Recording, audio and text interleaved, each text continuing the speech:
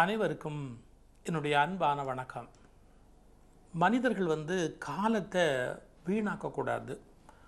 ஏன்னா காலம் என்பது வாய்ப்பதே ஒரு பெரிய சங்கதி.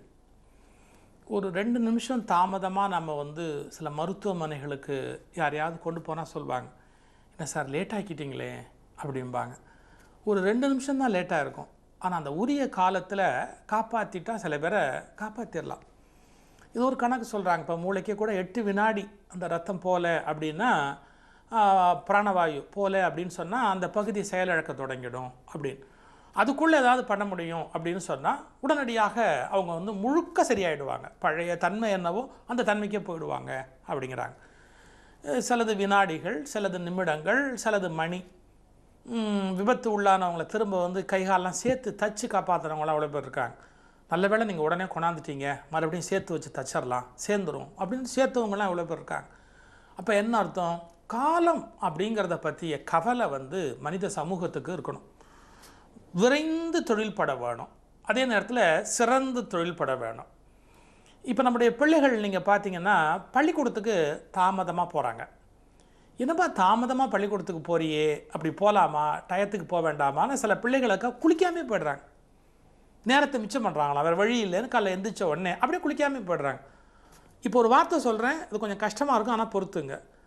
குளித்தல் அப்படிங்கிறத இவன் தவற விட்டுட்டு பள்ளிக்கூடத்துக்கு வந்துட்டான். ஒரு முக்கியமான காரியம் அது.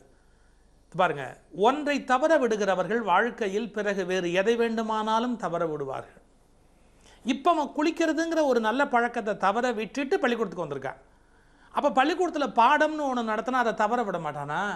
தவற விடுதல் என்பது அவனுடைய குணமாகி விட்டது. எதையுமே தவற விடக்கூடாது.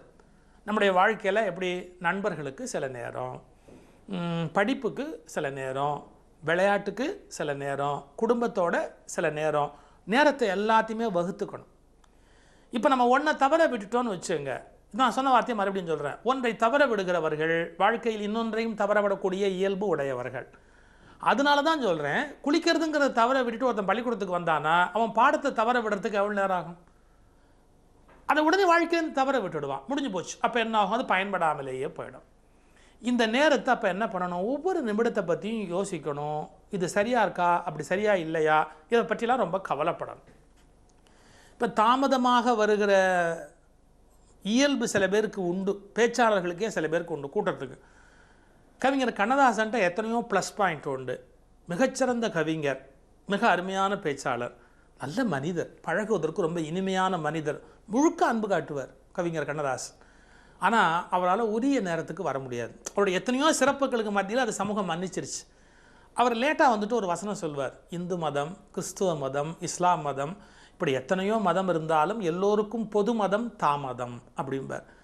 அந்த வார்த்தை ரொம்ப அழகான வார்த்தை. அப்போ கூட அவருடைய அந்த சிறப்பு அதில் வெளிப்படுது. ஆனால் அதை முன்னுதாரணமாக வச்சுக்கிட்டே மற்ற எல்லாரும் நாமளும் ஏன் தாமதமாக போகக்கூடாது, கண்ணதாசன்ட்ட எவ்வளவோ சிறந்த குணங்கள் இருந்தது, அதெல்லாம் பின்பற்றாமல் அவர் தாமதமாக போகிறாரு, நானும் ஏன் தாமதமாக போகக்கூடாது அப்படி கேட்குறது அர்த்தம் இல்லை. நேரத்தினுடைய அருமையை தெரிந்து அதை முழுமையாக பயன்படுத்த வேண்டிய பொறுப்பு ஒவ்வொருவருக்கும் இருக்குது. குறிப்பாக இளம் பிள்ளைகளுக்கு இருக்குது, அப்புறம் சமூகத்துக்கு இருக்குது. இப்போ நான் தனி மனிதனுடைய நேர நிர்வாகத்தை பற்றி உங்களுக்கு சொன்னேன். எல்லாத்தையும் பயன்படுத்தணும் அப்படின்னு சொன்னேன். இப்போ நமக்கு ஒரு நாளைக்கு இருக்கிற நேர அமைப்பு முறையில் திட்டவட்டமாக குறிக்கிடக்கூடிய ஒன்று உண்டு.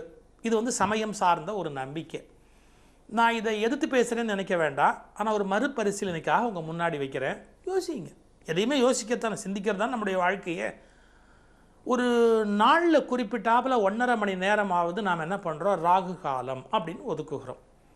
இப்போ அந்த ராகு காலம்னு 7:30-9 திங்கக்கிழமை ராகு காலம்னு சொல்லிட்டா 7:30-9 எதுவுமே செய்யக்கூடாது, புறப்படக்கூடாது, எந்த விதமான வேலையும் செய்யக்கூடாதுன்னு சில பேர் ரொம்ப உறுதியாக இறுக்கமாக இருப்பாங்க.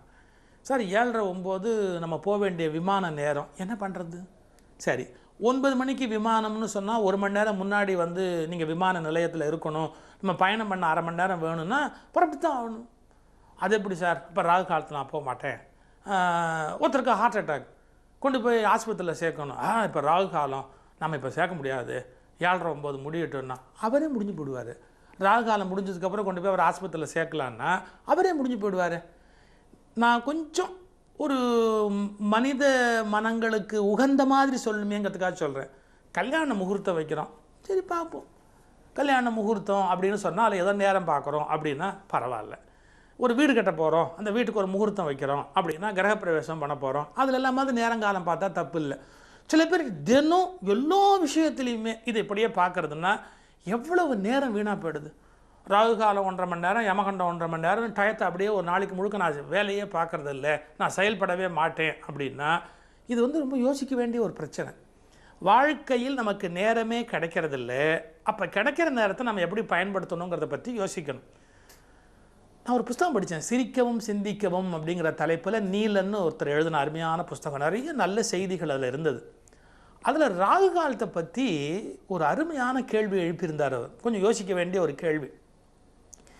இந்தியாவில் நாம் சொல்கிறோம் பார்த்தீங்களா, நேரம் அப்படிங்கிறது அது ஒரு மாயை. இந்தியாவில் நம்ம ஒரு இடத்துல 7:30 8ன்னு சொல்கிற நேரம் சொல்கிறோம் பார்த்தீங்களா, அது மாயை. என்ன மாயை? கணக்குப்படி இந்தியாவில் அருணாச்சல பிரதேசத்தில் தொடங்கி குஜராத்தோட இந்த கடைசி வரைக்கும் நீங்கள் பார்த்தீங்கன்னு சொன்னால் 2800 கிலோமீட்டர் வருதான். இந்த 2800 கிலோமீட்டர் அகலம் இருக்கிறதுனால நம்முடைய நேர வித்தியாசம் என்பது 40 நிமிஷம் இருக்குங்கிறாங்க. எப்படிங்க? 40 நிமிஷம் நேர வித்தியாசமே இருக்குது. இப்போ நேர வித்தியாசம் 40 நிமிஷம் இருக்குதுன்னு சொன்னால் ஒரு இடத்துல 7 மணி ஆறபோது இன்னொரு இடத்துல 7:40ங்க. இந்த கிழக்கில் சூரிய உதயம் நிகழ்ந்து, சூரிய உதயம் நிகழ்வதுங்கிறது நம்ம பேச்சு வழக்குக்காக சொல்கிறது, சூரியன் எங்கே உதிக்கி நம்ம சொல்கிறது அப்படி. கிழக்கில் சூரிய உதயம் நிகழ்ந்து இப்போ குஜராத்தினுடைய மேற்கு பகுதியில் சூரிய உதயம் நிகழ்கிற போது நீங்கள் பார்த்தீங்கன்னா 40 நிமிட இடைவெளி வித்தியாசம் இருக்குது. அப்போ என்ன ஆகும்? கணக்குப்படி பார்த்தா ஒரு இடத்துல 7 அப்படிங்கிற போது இன்னொரு இடத்துல 7:40 அப்படின்ற சிக்கல் வருது. இப்போ மனசில் வச்சுங்க, இந்த சிக்கலை மனசில் வச்சுங்க. இப்போ நம்ம என்ன பண்ணுறோம்? அச்சடிக்கப்பட்ட நாட்காட்டியை கையில் எடுத்துக்கிட்டு அதில் போட்டிருக்கிறத வச்சுக்கிட்டு ராகு காலத்தை நாம் பின்பற்றுகிறோம். 7:30 9 ராகு காலம் அப்படின்னு போட்டிருக்குன்னா 7:30 9ன்னு சொல்கிறோம். நல்ல கவனிங்க, 7:30ன்ற போது ஒரு இடத்துல 7:30 இல்லை, அது 9ங்கிற போது அது ஒரு இடத்துல 9 இல்லை. அது இப்போ என்ன பண்ணுறது? நம்ம அச்சடிக்கப்பட்ட நாட்காட்டியை கையில் வச்சுக்கிட்டு ராகு காலம் யமகண்டம்னு கணக்கு பார்த்தா கடிகாரம் படி, விஞ்ஞானப்படி அது அந்த நேரம் அல்ல. நம்ம இப்போ என்ன பண்ணியிருக்கோம் தெரியுங்களா? 40 நிமிட இடைவெளியோடு இந்த நாட்டை எப்படி நடத்துறது? சில நாடுகள் நடத்துது. சில நாடுகள் தன்னுடைய ஒரு முனைக்கும் மறுமுனைக்கும் இடையில் நிறைய நேர வித்தியாசம் வச்சுருக்கு. அந்த நாடுகள் அதை நடத்திக்கிட்டே போகுது. ஆனால் நாம் அப்படி வைக்க முடியாது, நம்முடைய நிர்வாகத்துக்கு கஷ்டம் அப்படிங்கிறதுக்காக நாகப்பூரி கணக்கு மையத்தில் இருக்கிற நேரத்தை எடுத்துக்கிட்டு இந்தியா முழுக்க பொது நேரமாக ஆக்கிட்டோம். இப்போ இந்தியா முழுக்க பொது நேரமாக இருந்து இலங்கை 1/2 மணி நேரம் பின்னாடி இருந்தது. அப்புறம் என்ன பண்ணாங்க? அவங்களும் நம்மளோட இப்போ மேட்ச் ஆகிட்டாங்க. ஏன்னா இந்தியாவோட மேட்ச் பண்ணிக்க வேண்டியிருக்குங்கிறதுக்காக இலங்கை நேரத்தை முன்னாடி கொண்டாந்துருச்சு. இப்போ இலங்கையில் இருக்கிறவங்க கூட நாட்காட்டியை கையில் எடுத்து வச்சு ராகு காலம் அப்படின்னா இது என்ன காமெடி இது? அந்த டைம் படி அது இல்லை. சூரிய உதயத்திலிருந்து இத்தனை நாழிகை தள்ளின்னு கணக்கு பண்ணி அந்த கணக்குப்படியும் வரல. நம்ம அச்சடிக்கப்பட்ட நாட்காட்டியை கையில் எடுத்து வச்சுக்கிட்டு இப்போ 7:30 இப்போ 9 இப்போ ராகு காலம் இப்போ யமகண்டம்னா சயின்டிஃபிக்காக அது தப்பு. இப்போ நான் அந்த கான்செப்டையே கொஸ்டின் பண்ணுறேன்னு அர்த்தம் இல்லை. ஏன்னா அது ரொம்ப ஆழமானது, பல பேர் தீர்மானிக்க வேண்டியது, அதில் நியாயம் இருக்கா இல்லையா அப்படிங்கிறத அதை சொல்கிறவங்களெல்லாம் எடுத்து அது என்னத்தினால் அப்படி ஏற்பட்டுதுன்னெலாம் ஆராய்ச்சி பண்ணணும். ஒரு செய்தி படித்தேன், அதை விட வேடிக்கையான செய்தி. அது ராகு காலமே இல்லை சார், ராயர் காலம் அப்படின்னு ஒரு வரலாறு புத்தகத்தில் போட்டிருந்தான். கிருஷ்ணதேவராயருடைய ஆட்சி காலத்தில் அவர் என்ன பண்ணுவாராம், வரி வசூலுக்குன்னு ஒரு டைம் வச்சுருந்தாராம். அந்த நேரத்தில் வருகிற வியாபாரத்தில் வருகிற அந்த பணம் இருக்கு இல்லையா, அது அரசருக்குரியது, ராயர்னா கிங், அரசருக்கு உரியது அப்படின்னு இருந்துதான். இந்த ஜனங்களில் பல பேர் என்ன பண்ணிட்டாங்களா, ராஜாவுக்கு என்னடா பணம் கொடுக்கறது அப்படின்னு அந்த நேரத்தில் வியாபாரமே பண்ணுறதில்லை, யாரும் வாங்குறதும் இல்லை விற்கிறதும் இல்லை. என்னத்துக்கு ராஜாவுக்கு வரி போகணும் அப்படிங்கிற எண்ணத்தில் வாங்குறதும் இல்லை விற்கிறது இல்லை. இந்த செய்தி தப்பாக கூட இருக்கலாம், நான் படித்ததுங்கிறதுக்காக தான் சொல்கிறேன், அவ்வளோதான். இதை விட ஒரு பெரிய வேடிக்கை, தென்பகுதியில் இந்த ராகு காலம்லாம் பார்க்குற மாதிரி வடப்பகுதியில் கிடையாது இந்தியாவில். அந்த பழக்கம் அதிகமாக இல்லை. அப்போ அவங்களாம் என்ன நல்லா இல்லையான்னு பேராசிரியர் நன்னன் அப்படின்ற ஒரு சிந்தனையாளர் அவருடைய மகனுக்கு ஒரு ராகு காலத்தை தான் கல்யாணமே பண்ணார். நான் கூட அவரை கேட்டேன், எப்படிங்க இருக்கார்? நல்லா இருக்கார் சார், என் பையன் பிரமாதமாக இருக்கார் அப்படின்னு சந்தோஷமாக சொன்னார். இதை எதுக்காக சொல்ல வரேன்னா, அதில் செஞ்சு வீணாக போயிட்டாங்கன்னு சொல்லவும் முடியாது. நாம் அளவுக்கு மீறி அதுக்கு ஒரு முக்கியத்துவம் கொடுத்து அதை பற்றி பயந்து இப்படி நான் சொல்லிடுறேன். பயப்படுறவங்களுக்கு கஷ்டம் இருக்கும், பயப்படாதவங்களுக்கு கஷ்டம் இருக்காது. இதுதான் அதோட உண்மையான தியரி. எப்படிங்க? அதுக்கு பயப்படுறவங்களுக்கு கஷ்டம் இருக்கும், பயப்படாதவங்களுக்கு கஷ்டம் இருக்காது.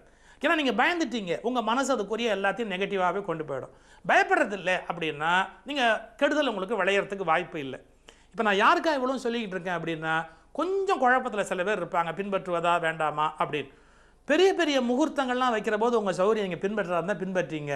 தினம் அதை போட்டு எடுத்து வச்சுக்கிட்டு சரியா தப்பா சரியா தப்பான்னு பார்த்து ரொம்ப அவஸ்தைக்கு உள்ளாக வேண்டிய அவசியம் கிடையாது. ஏன்னா கெடிகாரம் சொல்லுகிற நேரமே இந்தியாவில் மாற்றத்துக்குரியது என்பதை பற்றி யோசித்து பார்த்தால், இது விஞ்ஞானத்தோடு நாம் ஒப்பிட்டு பார்க்கிற போது அந்த நேரக்கணக்கே பிழையாக இருக்கிறது என்பது இன்னொரு கோணத்தில் யோசிக்க வேண்டியது. யோசிங்க. நம்ம என்ன எல்லாத்தையும் உடனே ஒரு முடிவுக்கு வர முடியாது, யோசிச்சு பார்ப்போமே.